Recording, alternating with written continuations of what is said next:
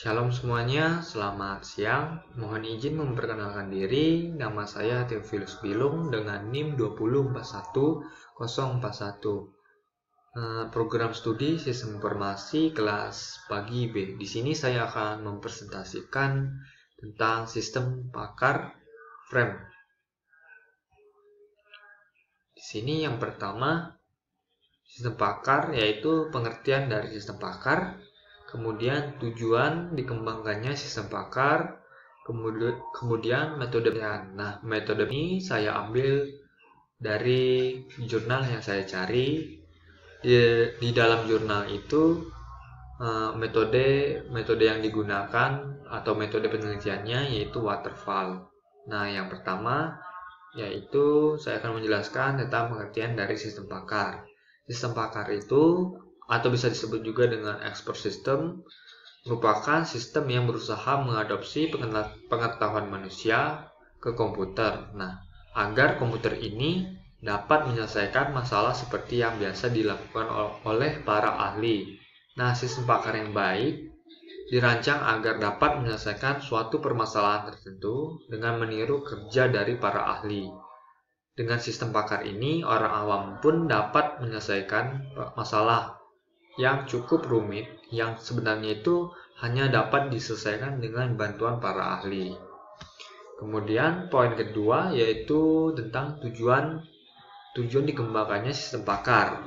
Nah, di sini tujuannya itu yaitu untuk mengatasi permasalahan yang kompleks. Jadi dalam permasalahan yang kompleks itu diperlukannya tingkat keahlian atau pengetahuan yang sangat tinggi dalam bidang tertentu. Nah, bidang tertentu itu misalnya seperti kedokteran atau teknik. Nah, itu memerlukan teknik atau keahlian yang sangat tinggi. Tujuan utamanya itu ya mengembangkan sistem pakar. Nah, di sini utamanya itu beberapa poin yang saya cari di internet, yaitu yang pertama poin yang pertama itu yaitu meningkatkan keputusan. Nah, di sini sistem pakar itu ternyata dirancang untuk membantu pengambilan keputusan dengan menggunakan pengetahuan yang telah terakumulasi dari para ahli. Nah, dengan demikian sistem ini dapat memberikan saran atau rekomendasi atau prediksi berdasarkan informasi yang dikumpulkan. Kemudian poin yang kedua yaitu penggantian ahli. Nah, di sini sistem pakar ternyata dapat berfungsi sebagai pengetahuan terpusat yang dapat diakses oleh banyak orang.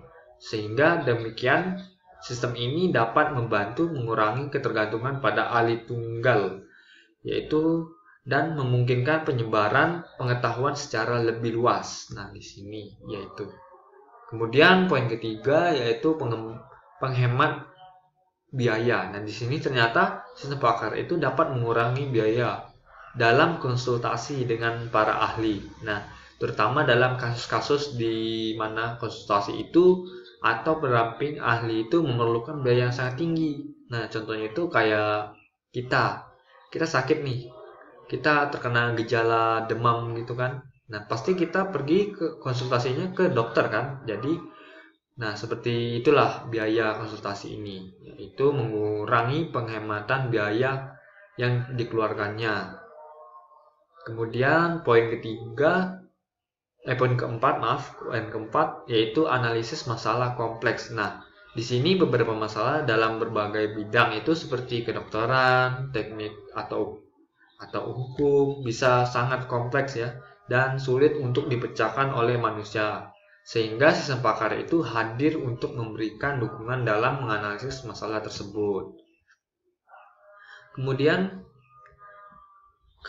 metode penelitian di sini waterfall. Nah, waterfall itu ternyata terdiri beberapa poin lagi di sini, yaitu analisis kebutuhan, yaitu dia memahami masalah yang ingin dipecahkan, kemudian kebutuhan sistem pakar yang akan dikembangkan. Kemudian poin kedua itu merancang ya, dia merancang arsitektur dari sistem pakar itu. Kemudian poin ketiga itu dia mengimplementasikan. Tahap ini melibatkan pembuatan dan mengimplementasikan desain yang telah dibuat sebelumnya. Kemudian poin keempat yaitu pengujian. Nah, di sini akan diuji nanti untuk memastikan bahwa sistem itu berfungsi dengan baik dan hasilnya pun bisa sesuai yang diharapkan gitu loh. Nah, kemudian poin yang kelima itu integrasi dan penyatuan.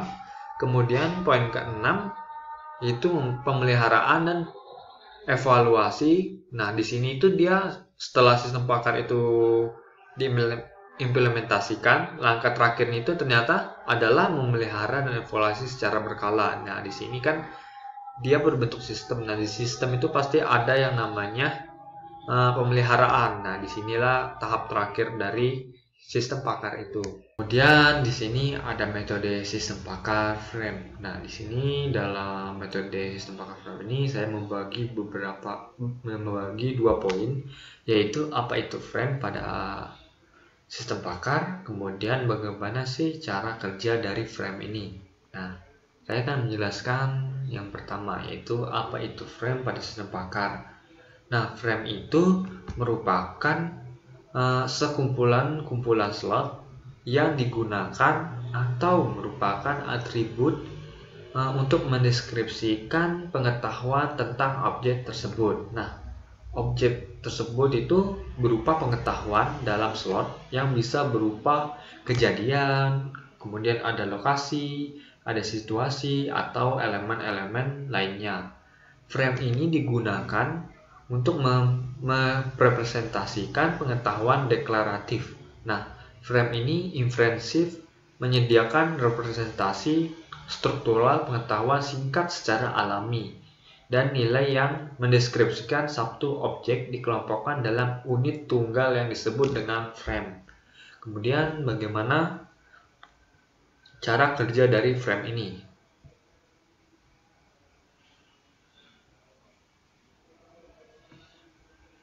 Nah, di sini saya mengambil studi kasus yaitu mengimplementasikan frame untuk mendiagnosa gangguan kepribadian dramatis menggunakan sistem pakar. Di sini dikutip dari jurnal yang ditulis oleh Dr. Andes Asar Johar, MSc, kemudian Desti Dwitya Palupi ST dari program studi Teknik Informatika Fakultas Teknik dari Universitas Bengkulu. Di sini penerapan dari frame ini dia menggunakan frame inheritance. Kemudian di sini merupakan adalah struktur frame ya di sini. Kayak contohnya itu kayak ada gangguan kepribadiannya dibagi lagi menjadi dua, yaitu ada impulsif dan gangguan narastik. Nah, dibagi dua lagi, kemudian di sini dibagi duanya itu dia kelabilan, kemudian di sini ternyata ada gangguan lagi, gangguan antisosial. Kemudian ada kelabilan itu dibagi dua lagi ke bawah, yaitu gangguan ambang dan gangguan historik. Nah, di sini penerapannya itu dia mengambil satu contoh dari gangguan kepribadian narastik. Nah, di sini kelasnya itu di sini dia kelasnya adalah gangguan kepribadian dramastik.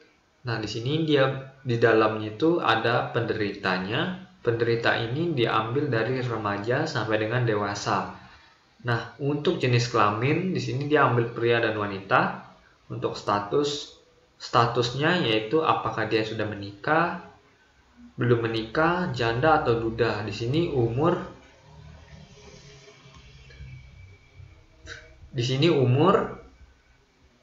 karena dia ambil dari remaja, jadi range-nya itu dari 17 sampai dengan 50 tahun.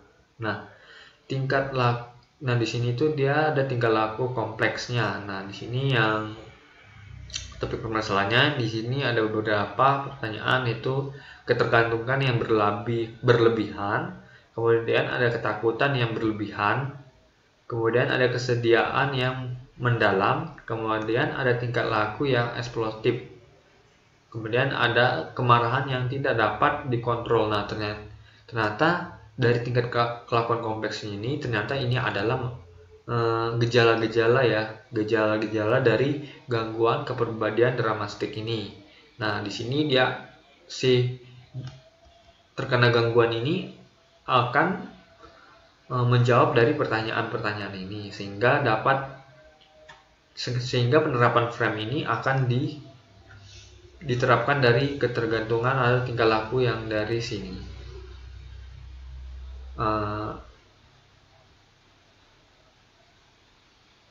Sekian dari saya. Jika ada salah atau perkataan yang saya kurang baik atau dari penjelasan saya kurang tepat, kiranya dimaafkan.